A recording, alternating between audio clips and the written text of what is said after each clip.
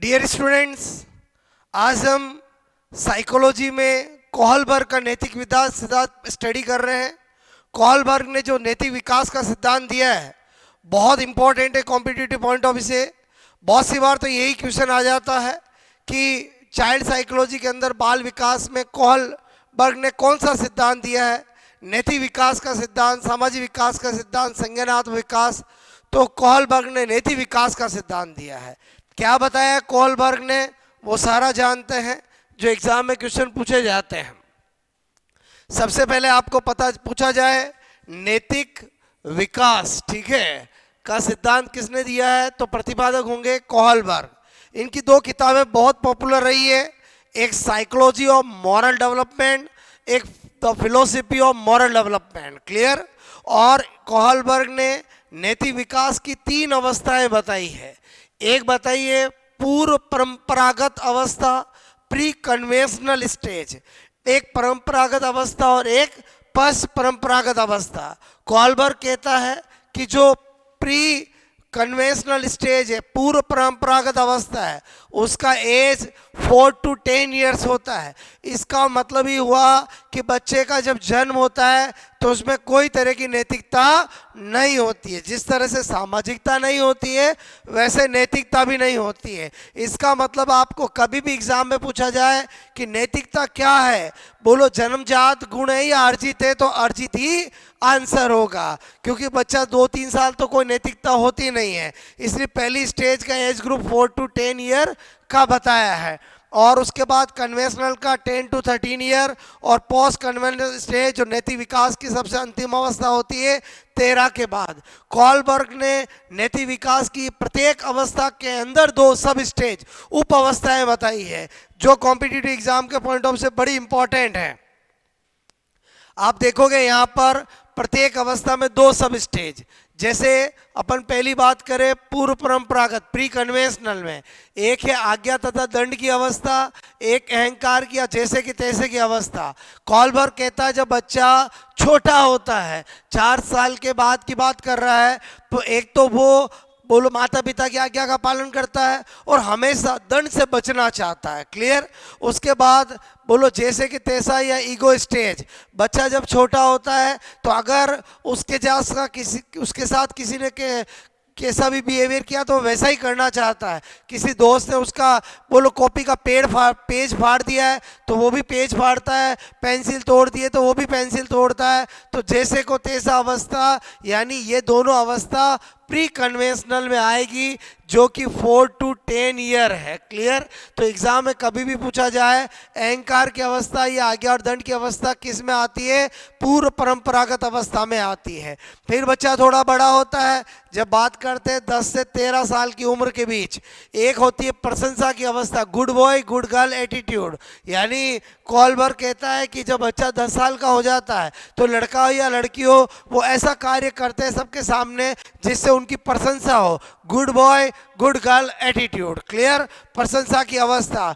उसके बाद सामाजिक व्यवस्था के प्रति सम्मान की अवस्था, लॉ एंड ऑर्डर स्टेज, मतलब इसमें बालक जो है सिग्नल है तो सिग्नल पे रुकना चाहिए, जैसा वो पढ़ता है उसको फॉलो करता है। क्लियर। नियमों को फॉलो करने की कोशिश करता है, law and order stage. Clear. तो प्रशंसा की अवस्था और सामाजिक व्यवस्था के प्रति सम्मान की अवस्था दोनों ही किस में आएगी, कन्वेंशनल में आएगी। उसके बाद सामाजिक समझौता या सोशल कॉन्टैक्ट स्टेज और विवेक अवस्था प्रिंसिपल स्टेज पोस्ट कन्वेंशनल में। और इसका बाद क्या होता है, बच्चा जैसे ही 14 साल का होता है वो अपना सोशल कॉन्टैक्ट बढ़ाता है और उसके बाद उसके खुद के प्रिंसिपल बन जाते हैं।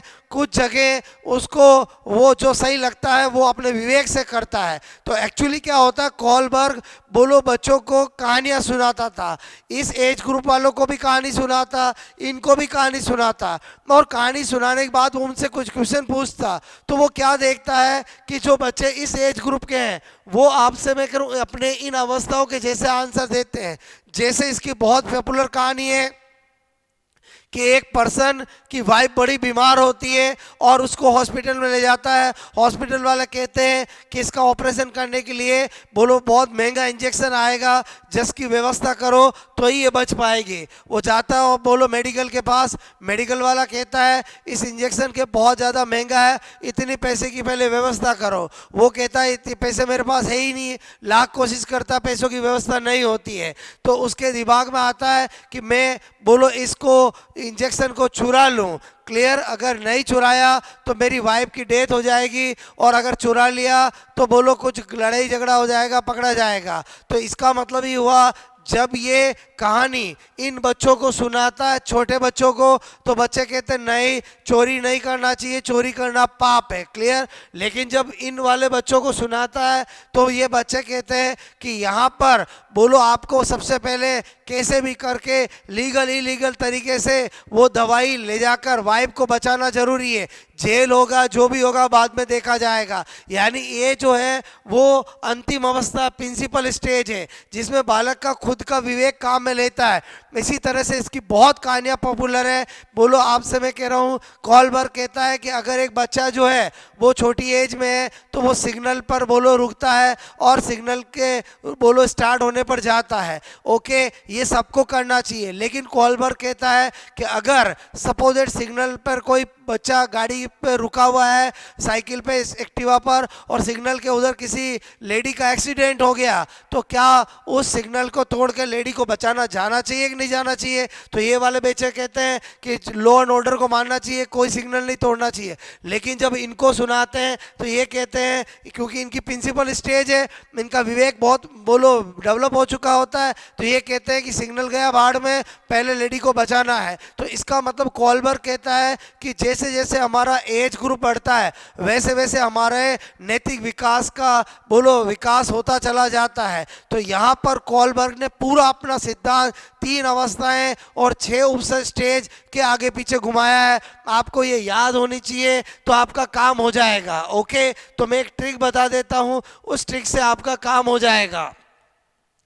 जनरली आपने देखा होगा जब भी किसी लड़की को या किसी महिला को शॉपिंग पे ले जाते हैं तो हम पहले डिसाइड करके जाते हैं कि भाई आपको एक ही बोलो क्या लेना है, साड़ी लेनी या एक बोलो आपको शूज लेना है या जो भी शॉपिंग करने जा रहे हैं। तो लेकिन लड़कियों की, महिलाओं की आदत होती है कि वो लेने एक जाते हैं, पसंद बहुत सारी चीज़ें आ जाती है। तो क्या होता है, वो जो साथ में जाता है उसको वो कुछ कहता ऐसी है कि उसको दिलाना ही पड़ता है। वही मैं यहाँ पर आपको बताने की कोशिश कर रहा हूँ, समझने की कोशिश करना। ये मैं 6 आपको क्या बताना चाह रहा हूँ यहाँ पर, 1 2 3 4 5 6। क्लियर?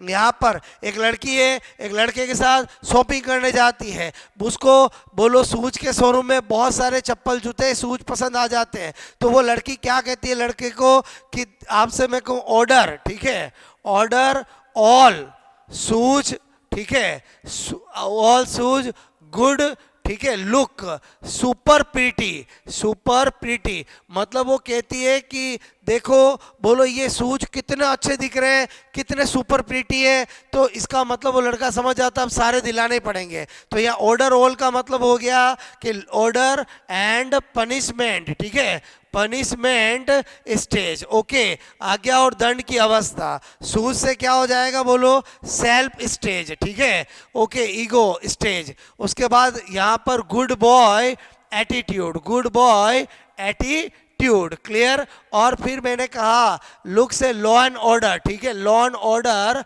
स्टेज। ओके, उसके बाद ऐसे social contact, social contact stage. और उसके बाद क्या है बोलो, प्रिंसिपल स्टेज, ठीक है, प्रिंसिपल स्टेज। आई होप आपको मेरी बात समझ में आई होगी। थोड़ा सा ट्रिक याद रखें, order all shoes good look super pretty, तो काम हो जाएगा। ये आज्ञा एंड दंड की अवस्था हो जाएगी, ये अहंकार सेल्फ की अवस्था हो जाएगी, ये गुड लॉय एटीट्यूड यानी प्रशंसा की अवस्था हो जाएगी, ये सामाजिक, ठीक है, बोलो आपसे मैं कह रहा हूँ बोलो यहाँ पर, ठीक है, दायरे को मानने की अवस्था हो जाएगी। और ये सामाजिक संपर्क को बढ़ाने, सामाजिक संपर्क, ठीक है, संपर्क की अवस्था हो जाएगी और ये सैद्धांतिक या विवेक अवस्था हो जाएगी। तो कोहलबर्ग के अकॉर्डिंग सबसे अंतिम में विवेक की कौन सी अवस्था विकसित होती है? तो सैद्धांतिक विवेक स्टेज। आई होप कोहलबर्ग का सिद्धांत समझ में आया होगा। मेनली मैंने वही बातें बताने की कोशिश की है जो एग्जाम में पूछी जाती है। Okay, best of luck.